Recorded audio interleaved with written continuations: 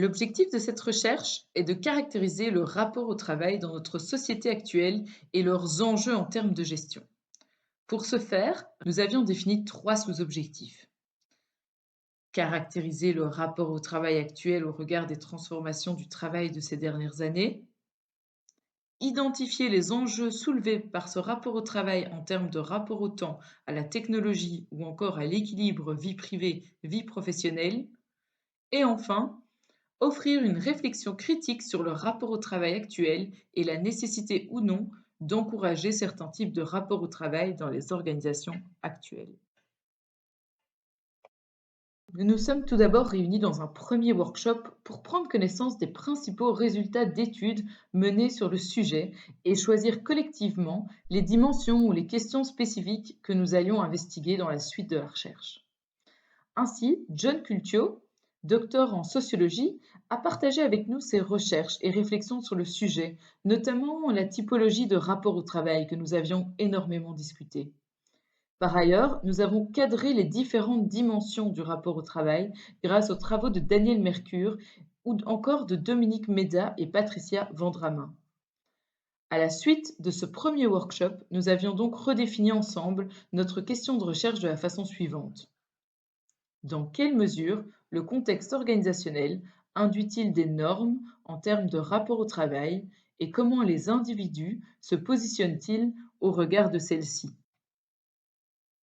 Suite à ce premier workshop, nous avons réalisé 3 focus group dans lesquels nous avons invité des travailleurs de chacune de vos organisations en veillant à rendre les groupes les plus hétérogènes possibles. Ces focus group ont ensuite été retranscrits, analysés et les résultats vous ont été présentés lors du deuxième workshop le 19 février. Les focus group mettaient en évidence des représentations du rapport au travail diverses, qui concernaient différentes dimensions telles que l'individu et son parcours de vie, le travail exercé et son contenu, et enfin le contexte organisationnel. Nous vous avions ainsi expliqué comment le rapport au travail semblait être une construction singulière pour les individus, composée d'une part de l'individu et son parcours de vie, par exemple son âge, sa situation financière ou familiale, etc., mais aussi de son travail et son contenu, tels que les exigences liées au travail, les objectifs ou encore le métier. Ensuite, et pour donner des éléments de réponse concrets à notre question de recherche, nous nous sommes intéressés à l'influence du contexte organisationnel sur le rapport au travail individuel. Là, nous avons suggéré l'existence de deux grands types de normes influençant le rapport au travail. D'une part, celles qui émanent de l'environnement organisationnel et définissent clairement des attentes en termes de rapport au travail, et d'autre part, les normes davantage implicites qui semblent émaner de certaines formes d'organisation du travail particulières. Nous avons ainsi identifié différentes normes émanant du contexte organisationnel que nous avons mises en relation avec les différentes dimensions du rapport au travail.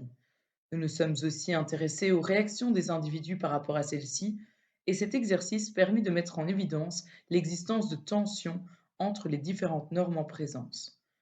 Vous retrouverez bien sûr tout le détail sur ces normes ainsi que la manière dont les individus se positionnent par rapport à celles-ci dans le rapport de la recherche.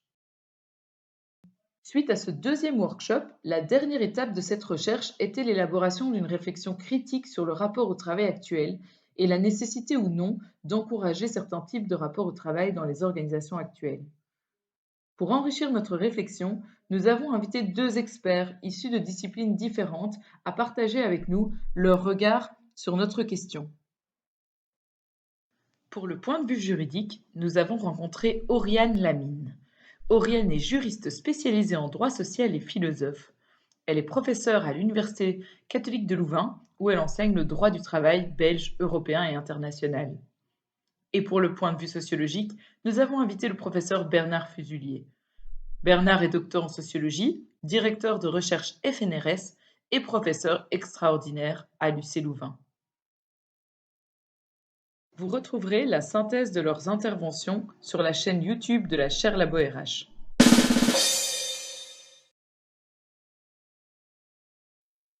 Les deux intervenants s'accordent à dire que le travail et le rapport au travail sont des notions polysémiques qui recouvrent différentes conceptions. ce qui est en ligne également avec les résultats des analyses des focus group de notre recherche qui témoignent aussi de multiples rapports au travail. Cela étant dit, il tend à exister une conception relativement dominante, car héritée du passé, de ce que doit être le travail et de ce qu'est un bon travail. De façon assez généralisée, dans notre société, nous considérons que l'activité travail se traduit nécessairement par l'emploi. D'ailleurs, il s'agit de la forme de travail encadrée par le droit du travail au sein duquel le rapport instrumental et le rapport d'hétéronomie restent très présents. Ces dernières années, nos experts et notre recherche empirique identifient une tendance générale d'évolution de l'éthos du rapport au travail vers une plus grande importance de l'épanouissement de l'individu ainsi qu'une individuation du rapport au travail. Si cette évolution se traduit par des dispositifs concrets dans les organisations, visant par exemple à une meilleure conciliation entre la vie familiale et la vie professionnelle, des tensions et des incohérences persistent entre les différentes conceptions du rapport au travail qui cohabitent dans les organisations. Dès lors, plutôt que d'encourager certains types de rapports au travail dans les organisations actuelles, nous suggérons plutôt quelques pistes d'action managériale pour permettre d'atténuer, voire d'éliminer, les tensions et incohérences identifiées dans les normes en termes de rapport au travail induites par le contexte organisationnel. Accepter la coexistence de différents rapports au travail et rapports à l'emploi au cours de la carrière des travailleurs et ainsi promouvoir une approche davantage pluraliste du management.